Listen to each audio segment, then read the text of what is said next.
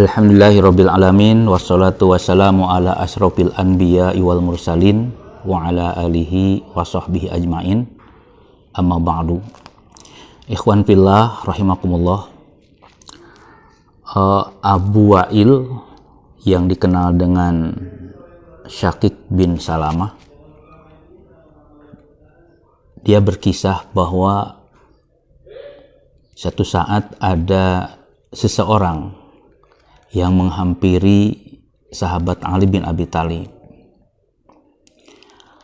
Kemudian orang itu berkata, "Wahai Amirul Mukminin, aku sudah tidak sanggup lagi untuk membayar, melunasi dengan uang untuk membebaskan kemerdekaanku.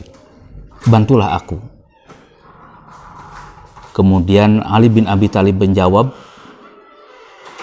"Baiklah, maukah aku ajarkan kepadamu dengan satu kalimat yang pernah Rasulullah ajarkan kepadaku, dan jika kalimat itu engkau ucapkan, maka beban hutang yang kau tanggung itu walaupun sebesar gunung Sir, maka kau akan bisa melunasinya."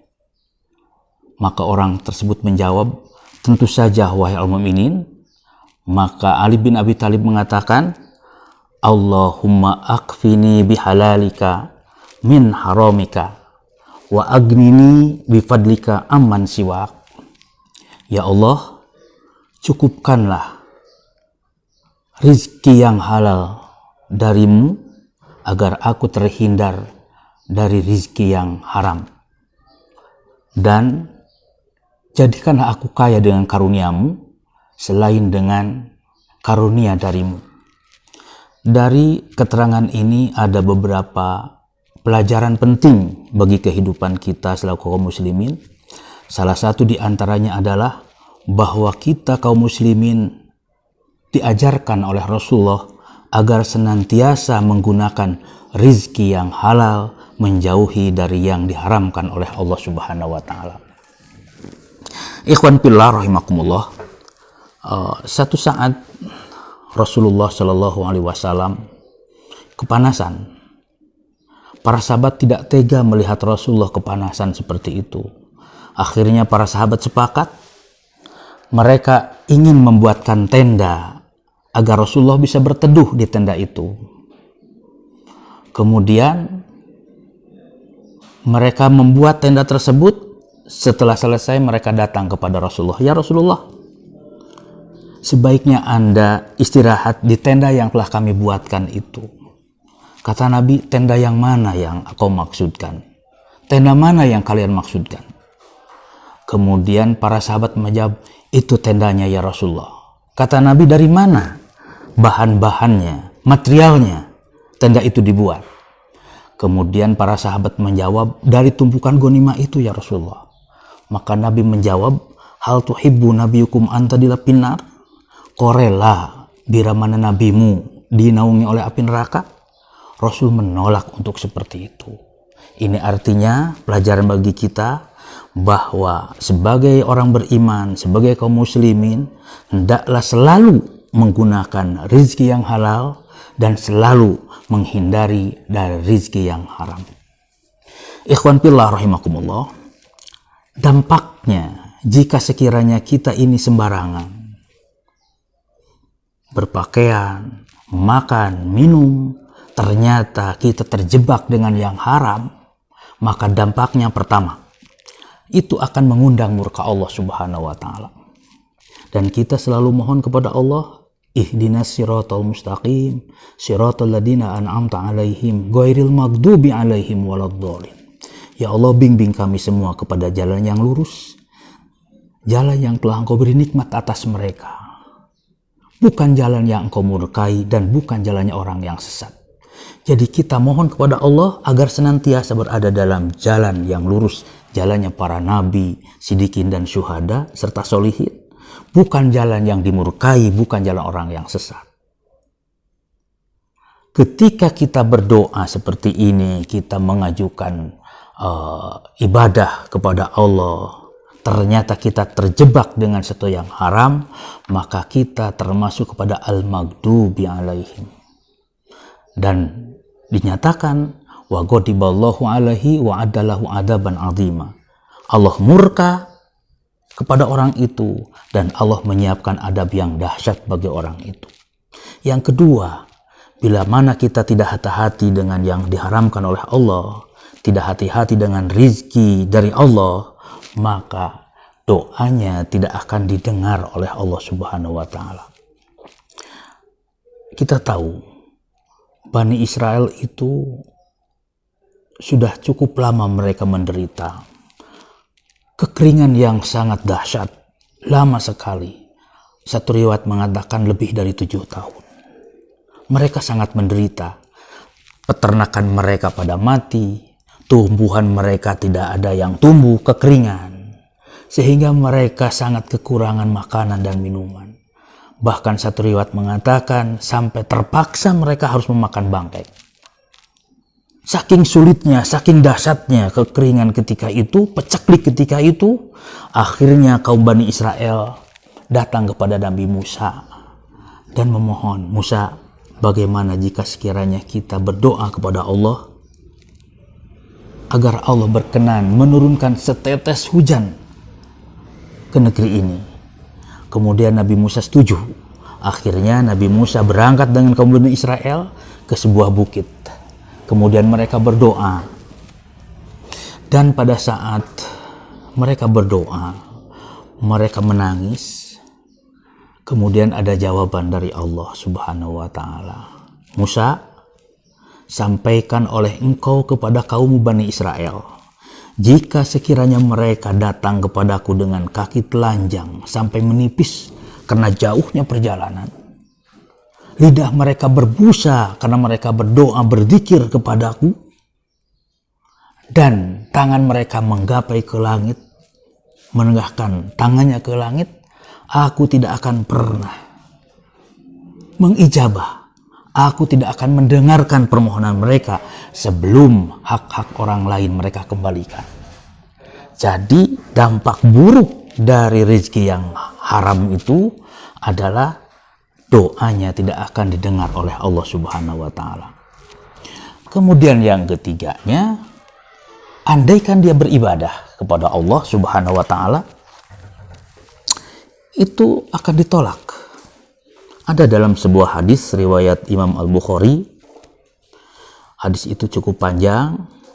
Kata Nabi, "Idza kharaja ar-rajulu hajan binafaqatin thayyibah." Jika seseorang melaksanakan ibadah haji dengan harta yang halal, ONH yang halal, bekal yang halal, wa wada'a rijlahu bil gharzi. Kemudian dia menaiki tunggangannya, menaiki kendaraannya. Panada, kemudian dia mulai berseru, labbaik Allahumma labbaik, labbaik la syarika laka labbaik, dan seterusnya. Ya Allah, aku datang memenuhi panggilanmu, aku datang memenuhi panggilanmu. Ternyata nadahu munadin minas sama, maka dari langit diseru, labbaik wa sa'daik, aku penuhi panggilanmu dan kau termasuk yang berbahagia. Kenapa? Zadaka halal wa hajjuka mabrur ghairu ma'jur. Hajimu haji mabrur dan tidak ditolak di sisi Allah Subhanahu wa Ta'ala. Kenapa? Bekalnya adalah halal, rizki yang halal. Tapi sebaliknya ketika ada seorang dia menggunakan rizki yang tidak halal, maka ketika dia berseru labbaik Allahumma labbaik, labbaik la syarika laka labbaik, maka diseru dari langit, la labbaik wala sa'daik, aku tidak akan penuhi panggilanmu dan kau tidak termasuk yang berbahagia. Kenapa? Zadaka haram wa hajjuka ghairu mabrur, sebab bekal hajimu adalah haram dan hajimu adalah tertolak, hajimu tidak mabrur.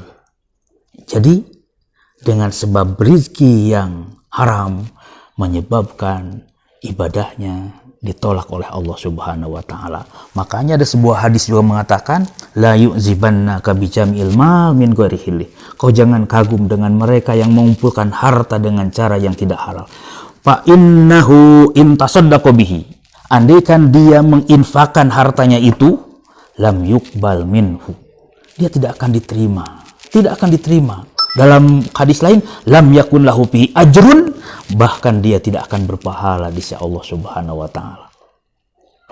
Dan yang keempat, andaikan kita ini menggunakan rizki yang haram, maka kita wafat, sisa hartanya ini akan menyeret dia ke dalam api neraka. Naudzubillah min dzalik. Kita kenal seorang sahabat bernama Mid'am. Dia itu pembantu Rasulullah SAW, dan dia selalu menemani Nabi dalam sebuah perjalanan. Dalam satu pertempuran, dia menaikkan pelana kuda Rasulullah SAW. Ketika di medan juang, tiba-tiba ada panah yang nyasar, menembus dirinya. Dia tembus dari sebelah kiri ke sebelah kanan. Kemudian darah bercucuran, mukanya mulai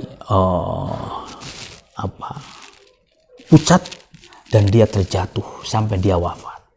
Maka sahabat waktu itu bergembira. Kenapa? Wafatnya ketika di medan juang. Lalu mereka katakan, hani ambis syahadah, hani ambis. Pasti dia mati syahid. Pasti dia mati syahid. Orang yang mati syahid itu kematian yang sangat tinggi. Mati syahid itu adalah kematian yang sangat mulia. Tidak ada kematian yang paling mulia kecuali mati syahid. Darahnya, pakaiannya, itu sebagai saksi di sorga. Dia tidak disolatkan, tidak dimandikan. Sangat istimewa. Akan tetapi Mid'am, waktu itu yang dinyatakan oleh para sahabat, dia mati syahid. Tapi Nabi mengatakan, la huwa min ahli nar. Tidak, dia ahli neraka. Sahabat protes, kenapa begitu ya Rasulullah? Maka Nabi menjawab, kain kantung yang diambilnya di Khaybar yang menyebabkan dia masuk ke dalam neraka. Jadi dia mengambil yang bukan haknya ketika itu. Oleh karena itu, kita mohon kepada Allah, mudah-mudahan kita semua diberikan rizki yang halal dan dijauhkan dari yang diharamkan oleh Allah Subhanahu wa taala. Dan Rasul mengajarkan doa kepada kita sebagaimana Rasul mengajarkan kepada Ali bin Abi Thalib, Allahumma akfini bihalalika an haramika. Ya Allah, cukupkanlah bagiku rizki yang halal darimu, agar aku terhindar dari rizki yang diharamkan oleh Engkau padaku. Ini adalah doa yang diajarkan oleh Rasulullah kepada sahabat Ali bin Abi Thalib, dan tentu saja termasuk kita semua. Semoga kita semua senantiasa dapat menjalankan sebaik-baiknya. Wal afu minkum. Wassalamualaikum warahmatullahi wabarakatuh.